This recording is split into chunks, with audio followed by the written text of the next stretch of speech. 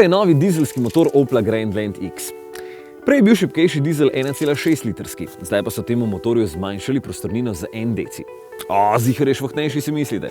Ni, 10 konjev več ima, 130 oziroma 96 kW. Pa se s prejšnjim praktično ni bilo nič narobe, novega forsirajo zato, da bodo vsi avti skupine PSA ustrezali najbolj strogim regulacijam. Ta motor že ustreza standardu Euro 6 D-Temp, ki v veljavo ne bo prišel še do naslednjega leta, kar pomeni, da je tule notri dosti več novih filtrov, pomaga pa si še z dodatkom AdBlue. Pa je zato kaj slabši v praksi? Kje? Za poprečnega voznika bo prav dober. Kdor od avta zahteva veliko, pa se mu bo zdel podhranjen. Čeprav ima več konjev, je pospešek do 100 celo 2 stotinki slabši, torej 12,3 sekunde rabi, tudi ni najbolj tih, je pa dovolj miren, če ga ne priganjate in ker vas z 8-stopenjskim menjalnikom navaja na umirjeno vožnjo.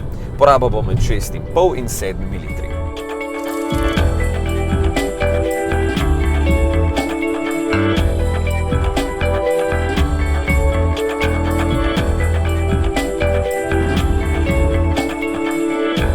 Sicer pa Grandland X s svojo zadržanostjo še vedno predstavlja za marsikoga zanimivo alternativo bolj posebnemu Peugeotu 3008.